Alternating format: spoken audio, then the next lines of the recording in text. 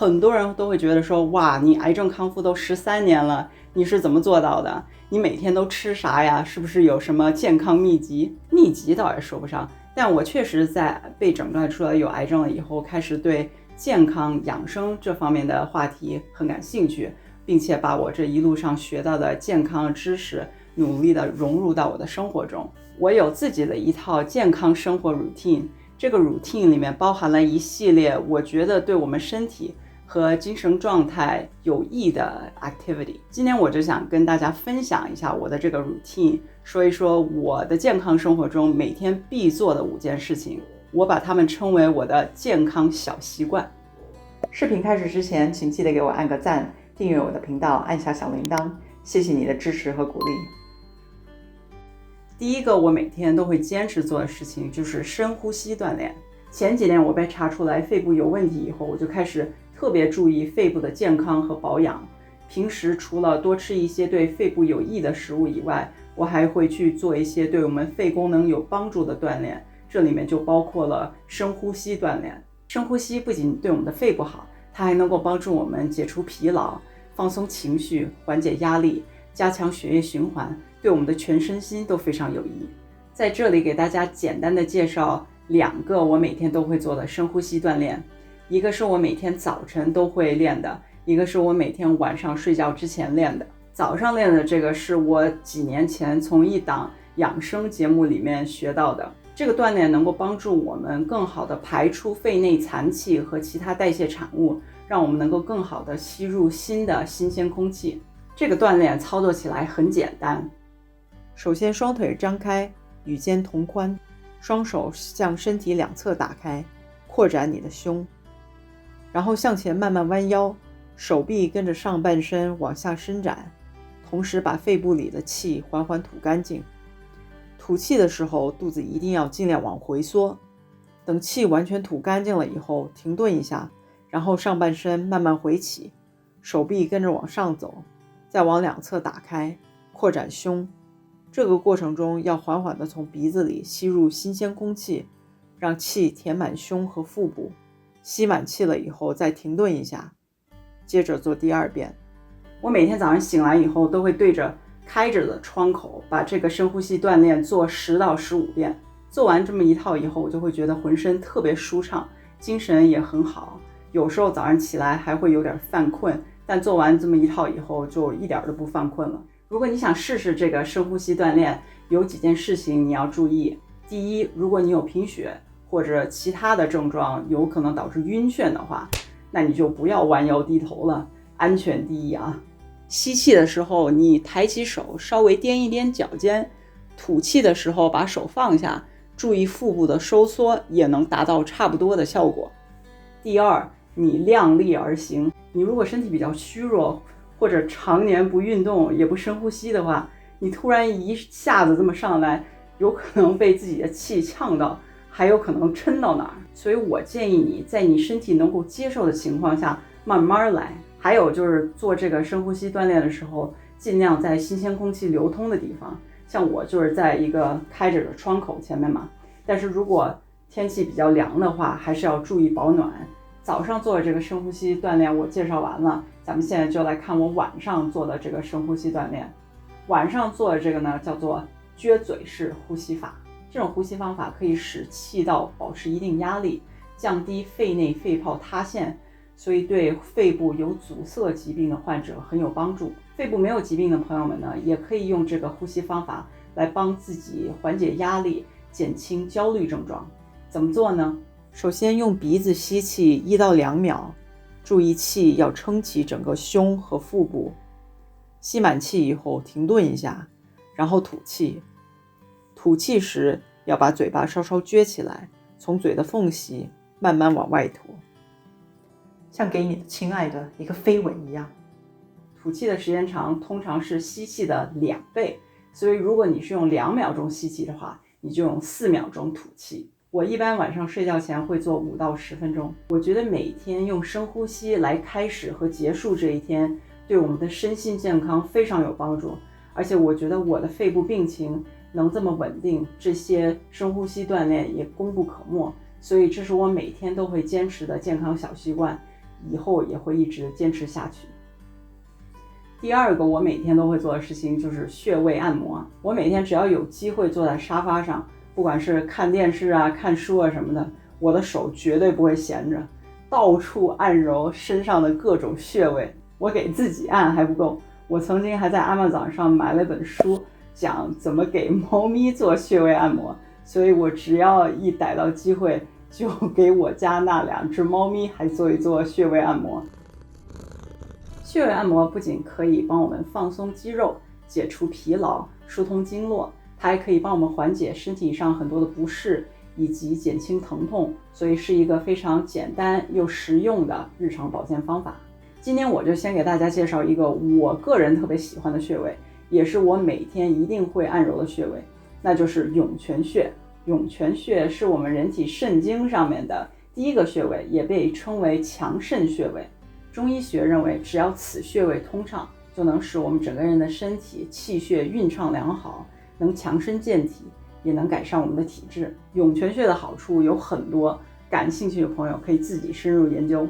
对我来说，按揉这个穴位给我带来最明显的2个好处，就是冬天手脚不那么冰凉了，而且睡眠质量改善了。这2个好处对我来说已经足矣了。涌泉穴具体位置在我们的脚底，当你把脚卷起来的时候，脚底的1/3的这个地方会有一个凹陷的地方，这里就是涌泉穴。我每天会用大拇指按揉它5到10分钟，2只脚换着按。大拇指用累了，我会用一个像这样稍微粗一点的笔按揉。按揉完以后，会觉得整个脚以至全身都是暖暖的，非常放松，也非常舒服。虽然穴位按摩益处很多，但也有一些要注意的事项。比如说，如果你有出血倾向，或者你在怀孕期间、月经期间，或者你有高血压症状的话，还是要慎用穴位按摩。按揉的技巧也有很多，并不是说你要往一个穴位上死命按，越大力气越好。这里面的学问还挺多的，我也还在学习中。我觉得穴位按摩还是值得大家多花时间去挖掘和了解的。对这方面有兴趣或者有研究的朋友，欢迎你们留言，我们多交流这方面的知识。第2个健康小习惯讲完了，我们来看看第3个，那就是揉肚子。我从做完骨髓移植之后不久，就开始了每天晚上睡觉之前揉肚子的习惯，一直坚持到今天。这又是一个我在养生节目里面学到的，这是一位很有名的老中医介绍的，他就是每天坚持揉肚子，这样揉了几十年，本来身体很虚弱多病的，但后来渐渐的好了，到了晚年身体也特别硬朗，而且气色特别好。他真的就是白里透红，皮肤特别细嫩，也很光滑。他当时上节目的时候已经80、90岁了吧，但他的气色比很多40、50岁的人都好太多了。我记得他当时是这么说的，他说我们人的肚子上，特别是肚脐周围，有很多重要的穴位，例如天枢穴、气海穴、关元穴，还有中脘穴。经常揉肚子呢，能很有效的帮我们刺激到这些穴位，达到一个很好的保健作用。揉肚子还能帮助食物消化吸收，促进胃肠蠕动，调节肠胃功能。我当时一听，我觉得这个我很需要啊。当时因为癌症治疗搞得肠胃不太好，因为老是吐啊，还有用一些药物，对肠胃也挺刺激的。正好看到这一招，它是可以帮助调节肠胃的，我就想试试看。结果试了以后发现真的是对肠胃很有帮助，这么一做就做了10几年。我是怎么揉肚子的呢？我每天晚上睡觉之前都会躺在床上，用手掌心以肚脐眼为中心，在小腹周围画圈式的揉搓，顺时针揉70圈，逆时针也揉70圈。先用手掌心画小圈，慢慢越画越大，这样整个腹部都会揉到。边揉我还会边做我前面说过的撅嘴式呼吸法。这么揉肚子加上深呼吸一番以后，我浑身就会觉得暖暖的，很放松，特别好入睡。这也就是为什么我特别喜欢在晚上睡觉之前揉肚子。自从我开始揉肚子以后，我的肠胃问题就有很大的改善。这10几年了，我就没有怎么便秘过，我都不记得我上一次便秘是什么时候了，每天都特别通畅，而且我也很少拉肚子。你应该也能从我的脸型看出来，我的胃口也特别好。我的肠胃功能能变好，而且一直保持在这个状态，我觉得跟这个每天揉肚子的习惯有很大关系。如果肠胃功能不好的朋友，我推荐你可以试一下这个揉肚子，但是要记得，任何的健康习惯都是需要一定的时间和坚持才能看到效果的，持之以恒是成功的关键。但还是有几点大家要注意的，如果你现在是怀孕期间，或者你有出血倾向的话，就不要揉肚子了。吃太饱或者太饿的时候也不要揉。月经期间你可以揉，但是就是要轻一点，别太用力。还有就是，如果你的皮肤比较干燥的话，你可以先滴几滴按摩油在肚子上，再开始揉，别硬搓肚子，那样不仅难受，还容易伤到皮肤。第4个我每天都会做的事情就是大笑，不是腼腆的这样笑，也不是坏坏的这样笑，而是露出大牙，面部扭曲，腹部偶尔会抽筋，不小心还会出猪叫声的这样笑。我为什么每天要大笑呢？因为大笑不仅能缓解压力，让你心情愉悦，它还有一丢丢的减肥效果哦。但最重要的一点就是大笑，它能够提醒我，不管事情有多糟，我都有用笑容去面对生活的能力。有时候真的会怀疑我自己足不足够强大，能用一个好的心态去面对生命中的所有的难题。但每一次大笑的时候，我都会有一种感觉是，我可以的。第一次感受到大笑给我带来的这种感觉，是在第一次被查出来患有白血病的不久以后。那个时候真的是非常低落，非常焦虑，每天都是垂头丧气的，坐立不安，脸上根本看不到笑容。但有一天我和我妈一块看电视打发时间，具体看的什么节目我忘了，但我记得好像是一个小品还是什么的，因为内容把我逗乐了。那一瞬间我的身体就不由自主的开始大笑，而且一笑就停不下来。那一刻很神奇的，我就觉得我生病的这件事儿它就淡化了。平时我就觉得我患癌了的这件事情，它像一个大石头一样压在我身上，无时不刻的提醒我患癌了，我患癌了，压得我根本喘不过气来。但在我大笑的那一刻，这个石头好像就神奇般的轻了很多，没有那么疼了，我也能喘口气儿了。等我反应过来以后，我才发现我在笑，而且笑得很开心，笑的时候身体也觉得很舒服，除了笑的肚子有点疼以外。我当时觉得我在这么糟糕的情况下居然还能笑得出来，还能大笑，不可思议。但这件事儿让我明白了，当我觉得很沮丧很黑暗的时候，我还是有那个能力去笑，去开心起来的。从那以后我就开始每天努力让自己多像那样笑一笑。当我的生活充满了越来越多的笑声以后，我发现我渐渐变得比以前开朗了，没有像以前那么敏感较真儿多愁善感了。虽然偶尔还是会低落，但不会一直待在负面情绪里面走不出来。所以大家要记得，在生活中一定要多开怀大笑，尽管有时候你觉得真的笑不出来，或者你怀疑你自己是不是已经没有那个能力去笑了，也要想办法让自己多笑一笑。你会发现你的世界在一次次笑声中慢慢变好。我每天必做的第5件事就是撸猫。你有没有听说过小动物有能治愈心灵的魔力？这股魔力是有科学证据的哦。有科学调查发现，抚摸宠物可以降低我们体内的皮质醇，不仅能帮助我们消除压力，舒缓身心，还能降血压。我个人觉得，自从我开始养猫，天天撸猫以后，我变得更有爱了，更正面了，更放松了，也更容易有满足感了。如果你在5年前告诉我猫咪会让我有这么多好的改变，我肯定会说不可能。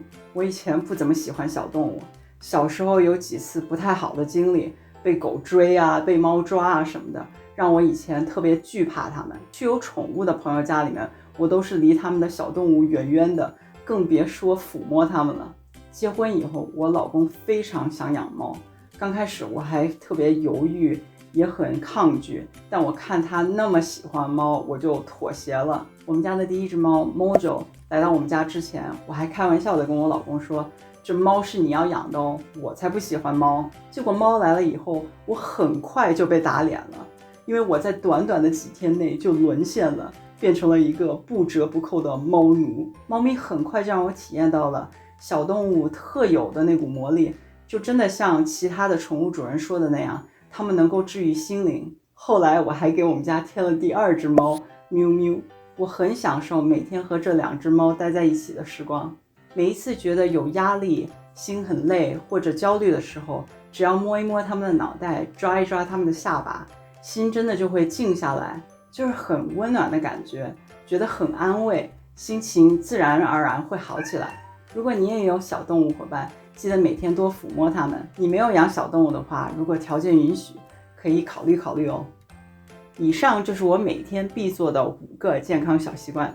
当然，我的健康小习惯远远不止这些。我在准备这期视频的时候，才发现我的这些小习惯还挺多的，每天还挺忙的。最后选的这5个都是我坚持了多年的健康小习惯。如果大伙儿有兴趣听的话，我以后再介绍我其他的那些健康小习惯。如果喜欢我的视频，记得给个赞，转发一下，让更多的人能够看到。也记得订阅我的频道，按下小铃铛。我们下期见。